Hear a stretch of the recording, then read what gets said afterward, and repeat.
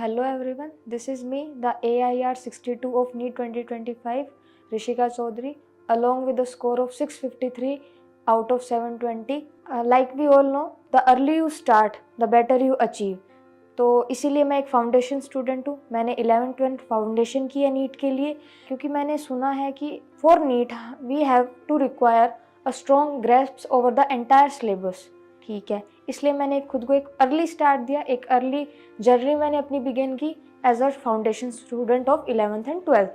ठीक है, अब बात करते हैं कि नीट के पेपर में होता क्या क्या है, क्या क्या कंटेंट होता है, क्या क्या सब्जेक्ट होते हैं. तो ये बेसिक्स तो अपने वैसे सब जानते हैं, लेकिन इनकी एक डिटेल से बात करते हैं.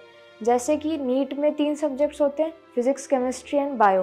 Physics the most fearsome yet the interesting subject.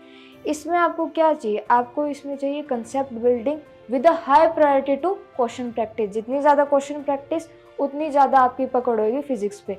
ठीक है, अब बात करते हैं एक मीडियोकर सब्जेक्ट की, केमिस्ट्री, जो कॉम्बिनेशन है. वहाँ पे कंसेप्ट भी हैं बिल्डिंग के लिए, वहाँ पे फैक्ट्स भी हैं मेमोराइज करने के लिए. तो उसको ट्रीट अच्छे से किया जाए, उसको उसके अकॉर्डिंग ट्रीट किया जाए. जहाँ पे फैक्ट्स हैं उनको याद रखें, जहाँ पे कॉन्सेप्ट्स हैं उनको समझें, उनको बिल्ड करें. अब biology, the most part of the NEET का 50% ऑफ द स्कोर बायो पे डिपेंड करता है. मेजरली बायो अपनी मेमोराइजिंग पावर को टेस्ट करती है.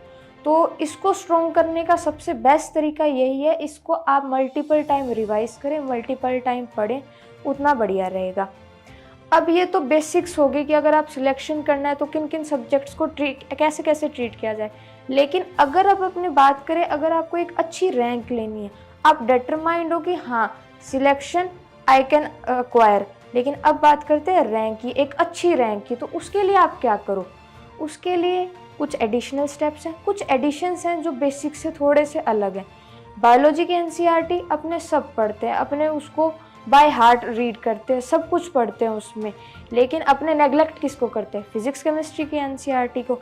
To have a good rank आपको फिजिक्स केमिस्ट्री की एनसीईआरटी को भी उतना ही प्रायोरिटी देनी पड़ेगी जितनी आप बायोलॉजी की एनसीईआरटी को देते हो. वो तीनों एनसीईआरटीज, फिजिक्स, केमिस्ट्री, बायो की एनसीईआरटीज आपके सेम लेवल पे, सेम प्रायोरिटी पे होनी चाहिए. उनको आप पूरा पढ़ें, अच्छे से पढ़ें. ठीक है, इसके अलावा बात करते हैं कि बायो में भी अपने फिजिक्स के अपने क्वेश्चंस बहुत सॉल्व करते हैं, अपने केमिस्ट्री के क्वेश्चंस बहुत सॉल्व करते हैं, बहुत प्रैक्टिस करते हैं उनके लिए. लेकिन जब बायो की बात आती है तब उसमें अपने क्वेश्चन प्रैक्टिस का थोड़ा सा कहीं ना कहीं लैक छोड़ देते हैं, जो अपने मिस करते हैं कि बायो में अगर हमें याद होगा तो हम कर देंगे, नहीं होगा तो कुछ नहीं. पर नहीं, ऐसा नहीं है. बायो के क्वेश्चन प्रैक्टिस भी बहुत ज़्यादा इंपॉर्टेंट है. उससे आपको पता चलेगा कि जो आप कंटेंट पढ़ रहे हो उसमें अगर क्वेश्चन बिल्डअप होंगे, उन पैराग्राफ में से अगर क्वेश्चन बिल्ड होंगे तो किस टाइप से होंगे. तो बायो को भी क्वेश्चन प्रैक्टिस का चांस ज़रूर दिया जाए. दूसरी बात, बायो में अपने कई बार ज़्यादा बाइसेस कर देते हैं, सिर्फ एनसीईआरटी पे फोकस रखते हैं. अभी मैंने ये फिजिक्स केमिस्ट्री के तो ये कहा कि उनकी एनसीईआरटी पे फोकस किया जाए, लेकिन अब मैं बायो के लिए ये कह रही हूँ उनकी एनसीईआरटी के साथ साथ उनके नोट्स पे ज़्यादा फोकस और दिया जाए, क्योंकि उनको हम मोस्टली नेग्लेक्ट करके रखते हैं, जो कि एक अच्छी बात नहीं है. इस बार का नीट 2025 का पेपर देखते हुए तो हम ये तो नहीं कह सकते कि bio is all about NCERT. उसके लिए कुछ ना कुछ एक्स्ट्रा एफर्ट्स करने पड़ेंगे. उसके लिए अपने क्या कर सकते हैं, नोट्स. तो नोट्स पे एक एक्स्ट्रा थोड़ा सा टाइम दिया जाए, जिससे आपकी मेन प्रॉब्लम क्या सॉल्व हुई, जो ट्रिकी क्वेश्चन, जो अनसीन क्वेश्चन है बायो के, वो आपके सॉल्व होंगे. अब जो कॉमन डिफ़िकल्टीज़, मिस्टेक्स अपने करते हैं, उनके माइल्ड सॉल्यूशंस के साथ उसको देखा जाता है. पहला होता है कि अपने एक पेपर देने जा रहे हैं, अपने एक मॉक टेस्ट देने जा रहे हैं, उसमें अपने को कॉन्फिडेंस नहीं आ पाता, क्योंकि अपने को ऐसा फील आता है अपनी तैयारी नहीं है. वो क्यों नहीं है, क्योंकि अपनों ने सिलेबस कहीं ना कहीं लेट शुरू किया था. तो उसके लिए सॉल्यूशन, सबसे सिंपल सॉल्यूशन, स्टार्ट अर्ली.